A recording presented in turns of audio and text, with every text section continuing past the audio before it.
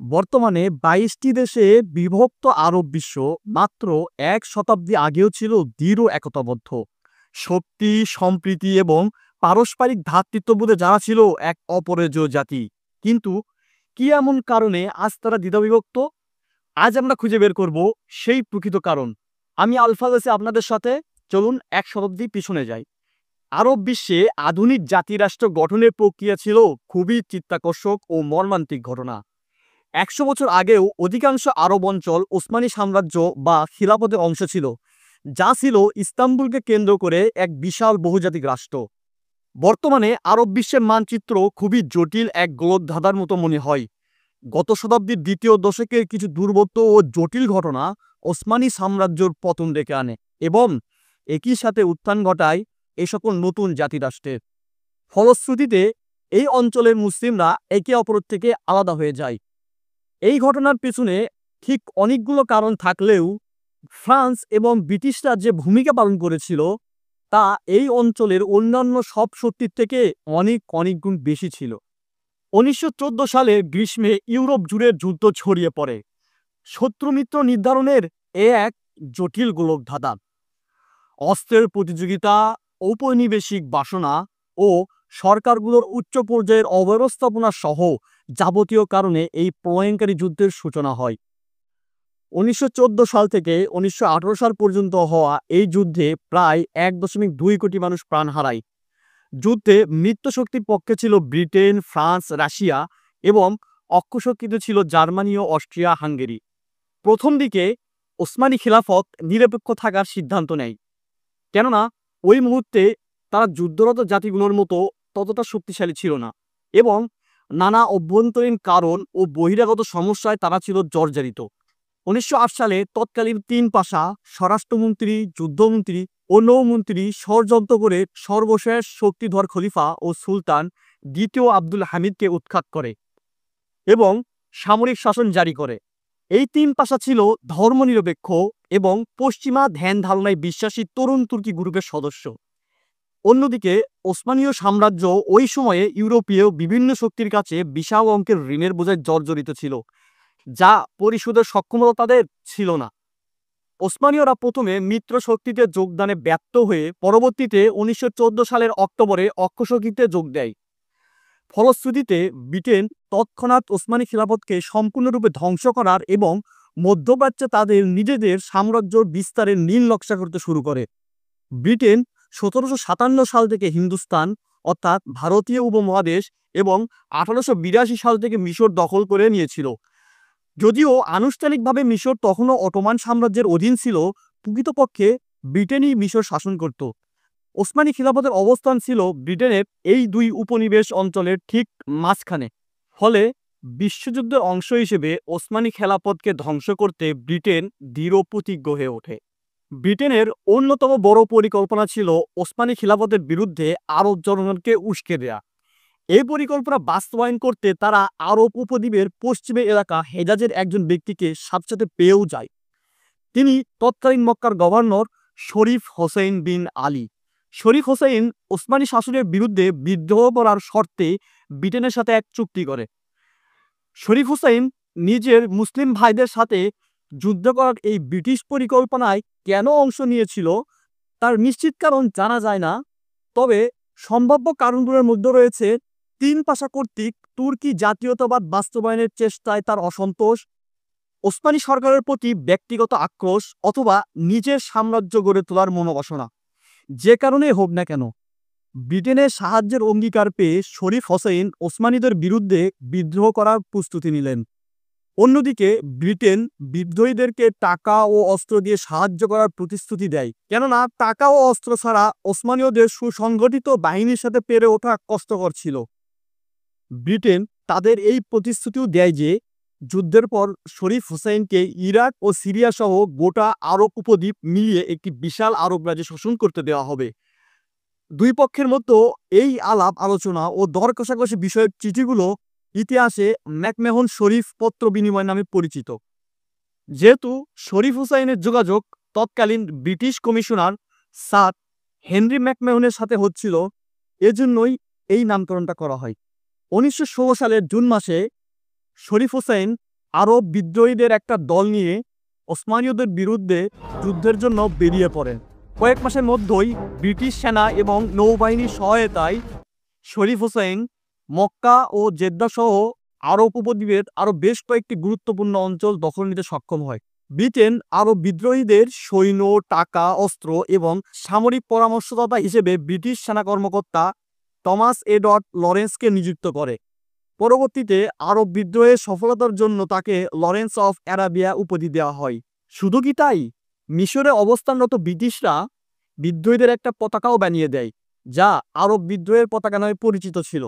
এই পতাকায় পরবর্তীতে বিভিন্ন আরব দেশ যেমন জর্ডান, ফিলিস্তিন, সুদান, সিরিয়া, কুয়েতের পতাকা তৈরিতে মডেল হিসেবে ব্যবহৃত হয়। 1917 এবং 18 সালে যুদ্ধ চলাকালীন আরব বিদ্রোহীরা অনেকগুলো গুরুত্বপূর্ণ শহর ওসমানীয় সাম্রাজ্য থেকে নিজেদের দখল নিতে সক্ষম হয়। অন্যদিকে ব্রিটেন বাগদাদ ও জেরুজালেম দখল করে ফিলিস্তিন এবং ইরাকের অঞ্চলগুলোতে নিজেদের অবস্থানকে শক্ত করে। অন্যদিকে আরব বিদ্রোহীরা আম্মান ও দামেস্ক শহর দখল করে ব্রিটেনকে তাদের কাজে সাহায্য করতে থাকে। এখানে জেনে রাখা জরুরি যে অধিকাংশ আরব জাতিগোষ্ঠীগুলোরই এই বিদ্রোহের প্রতি সমর্থন ছিল না। তারা না বিদ্রোহের প্রতি সমর্থন জাগিয়েছে, না ওসমানীয় খিলাফতের পাশে দাঁড়িয়েছে। তারা এই যুদ্ধে সম্পূর্ণ নিরপেক্ষ ভূমিকা পালন করেছিল। এটি ছিল নিজস্ব শক্তি ক্ষমতা বৃদ্ধির জন্য কয়েকজন আরব নেতার নেতৃত্বে কয়েক হাজার বর্তীয় লোকদের ছোট একটি আন্দোলন। শরীফ হোসাইনের আরব রাজ্য বানানোর বাসনা এতদিন ঠিকভাবেই এগোচ্ছিল, কিন্তু ব্রিটেনের অন্যান্য পক্ষগুলোর সাথে করা চুক্তিগুলোও এবার বাদ সাধল। আরব বিদ্রোহ শুরু হওয়ার আগেই এবং শরীফ হোসাইন তার আরব রাজ্য প্রতিষ্ঠার পূর্বে ব্রিটেন ও ফ্রান্সের অন্য একটা পরিকল্পনা ছিল। 1916 সালের মে মাসের 16 তারিখে ব্রিটেনের স্যার মার্ক সাইকস ও ফ্রান্সের ফ্রান্সিস জর্জেস পিকট ওসমানী খেলাফত পরবর্তী আরব বিশ্বের ভাগ্য নির্ধারণ করতে গোপনে মিলিত হন। ব্রিটেন ও ফ্রান্স পুরো আরব বিশ্বকে নিজেদের মধ্যে ভাগ বাটোয়ারা করে নেওয়ার একটা চুক্তি করে, যা পরবর্তীতে সাইকস পিকট চুক্তি নামে পরিচিতি লাভ করে।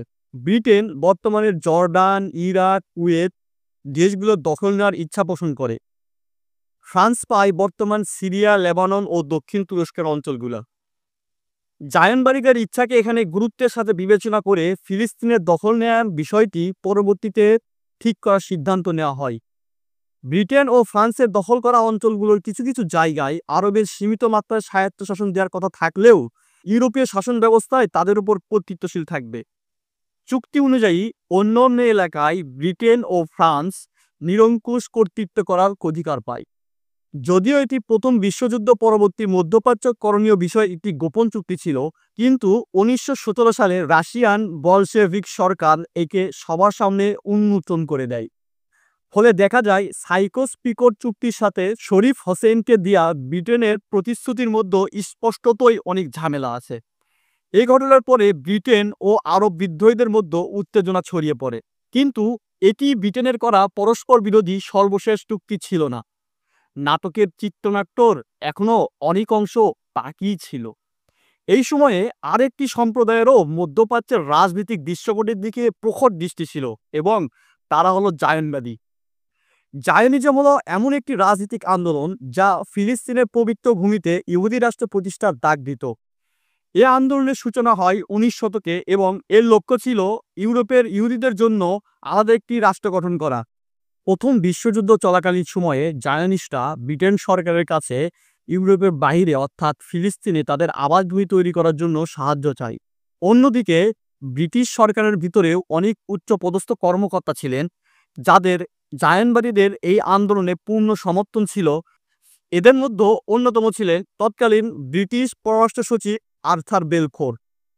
1917 সালের 2 নভেম্বর বেলফোর জায়নিস্ট সম্প্রদায়ের নেতা ব্যারন রথচাইল্ডকে একটি চিঠি প্রেরণ করেন। এই চিঠিতে তিনি ফিলিস্তিনে ইহুদি রাষ্ট্র প্রতিষ্ঠার পরিকল্পনার ব্যাপারে ব্রিটিশ সরকারের সরকারি সমর্থন রয়েছে বলে উল্লেখ করেন। ফলে দেখা গেল 1917 সালের মধ্যেই ব্রিটেন 3টি আলাদা আলাদা পক্ষের সাথে একদম পরস্পর বিরোধী চুক্তি করে বসে। এই 3টি ভিন্ন চুক্তিতে আরব বিশ্বের ভবিষ্যতের ব্যাপারে 3টি ভিন্ন সিদ্ধান্ত উপনীত হয়। ব্রিটেন আরবদেরকে আশ্বাস দিল তারা শরীফ হোসেনের মাধ্যমে আরব বিশ্বের কর্তৃত্ব পাবে। অন্যদিকে ফ্রান্স এবং ব্রিটেন চুক্তি করল যে ঠিক ওই এলাকাগুলোই ব্রিটেন এবং ফ্রান্স পরস্পরের মধ্যে ভাগ করে নিবে। আবার ব্রিটেনের পররাষ্ট্র সচিব বেলপুরের ঘোষণা অনুযায়ী জায়নবাদীরা ফিলিস্তিন পাওয়ার আশা করল।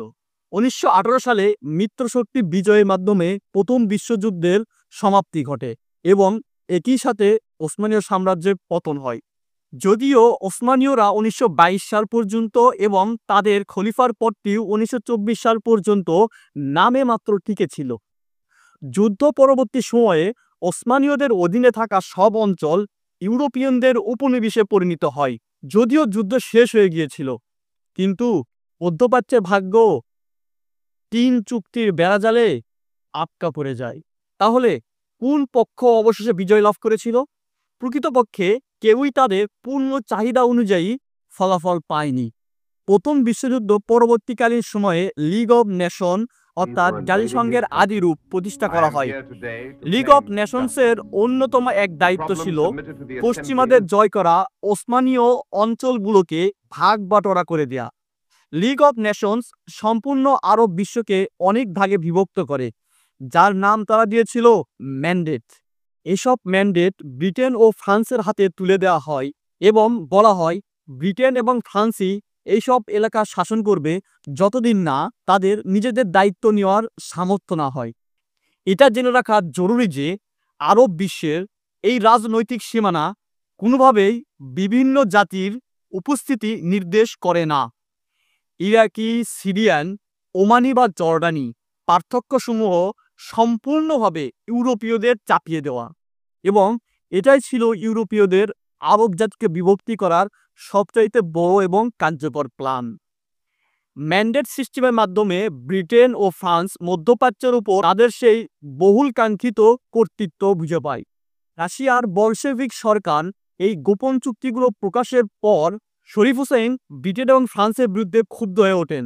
তিনি তখন এই বিদ্রোহে কোনোভাবেই আর ব্রিটিশদের সহযোগিতা করতে চান না, কিন্তু তার 2 ছেলে ফয়সাল এবং আবদুল্লাহ ব্রিটিশ এবং ফ্রান্সের সাথে হাত মিলিয়ে এই বিদ্রোহকে সামনের দিকে নেতৃত্ব দিয়েছিল। তারই ধারাবাহিকতায় শরীফ হোসেনের 2 ছেলে ফয়সাদ ও আবদুল্লাহ ব্রিটিশ এবং ফ্রান্সের ছায়াতলে থেকে শাসনকার্য পরিচালনা করার সুযোগ পায়। প্রিন্স ফয়সালকে সিরিয়া এবং ইরাকের রাজা করা হয় এবং আবদুল্লাহকে দেওয়া হয় জর্ডানের দায়িত্ব। যদিও তারা ছিল ওই সকল অঞ্চলের রাজা, কিন্তু প্রকৃত কর্তৃত্বশীল ছিল ব্রিটেন এবং ফ্রান্স। অন্যদিকে ব্রিটেন সরকার জায়েনবাদীদের কিছু শর্ত সাপেক্ষে ফিলিস্তিনে বসতি করার অনুমতি দেয়। এতে জায়েনবাদীরা ক্ষেপে ওঠে এবং তারা 1920 থেকে 1940 সাল পর্যন্ত কোনো শর্ত না মেনেই গণহারে ফিলিস্তিনে তাদের বসতি স্থাপন করতে থাকে। মূলত এটা ছিল ব্রিটেন সরকার এবং জায়েনবাদীদের মধ্যে একটা গোপন চুক্তি, যেখানে তারা বাহ্যিকভাবে আরব এবং সারা বিশ্বকে দেখাতে চেয়েছে যে তারা জায়েনবাদীদের স্বল্প মাত্রায় অনুমতি দিয়েছে, কিন্তু গোপনে গোপনে তারা জায়েনবাদীদেরকে বিপুল পরিমাণে এই ফিলিস্তিনের ভূমিতে বসতি স্থাপনের সুযোগ করে দিয়েছে। এসব ঘটনা আরবদের ক্ষোভ আরও বাড়িয়ে দেয়, কেননা আরবদের কাছে ফিলিস্তিন ছিল এমন একটি ভূমি যা 1187 সালে সুলতান সালাউদ্দিন আইয়ুবীর নেতৃত্বে বিজয়ের পর থেকে আরবদের হাতেই ছিল, এবং এখন তা বসতি স্থাপনের মাধ্যমে জোরপূর্বক ইহুদিদের নিয়ন্ত্রণে চলে যাচ্ছিল। প্রথম বিশ্বযুদ্ধ পরবর্তী সময়ে ব্রিটেন এবং ফ্রান্স আরব বিশ্বে যে একটা রাজনৈতিক বিশৃঙ্খলা তৈরি করেছিল তা ঠিক আজও বিদ্যমান। যদিও আরব বিশ্বে তৈরি করা ব্রিটেন এবং ফ্রান্সের এই বিভাজনটি গত 100 বছরের ছোট পরিক্রমায় তৈরি হয়েছে, তারপরেও এই বিভেদ মুসলিম বিশ্বে আজও শক্তিশালীভাবে বিরাজ করছে। 10 বারের ক্রুসেড হারা ইউরোপীয়রা সম্মুখ যুদ্ধে জয়লাভ না করলেও বুদ্ধিভিত্তিক ক্রুসেডে তারা ঠিকই মুসলমানদের হারিয়ে দিল। আরব বিশ্বের এই চরম রাজনৈতিক অস্থিরতা এবং অরাজকতা নিয়ে আপনার কাছে যদি কোনো তথ্য বা মতামত থেকে থাকে তা অবশ্যই কমেন্ট করতে ভুলবেন না।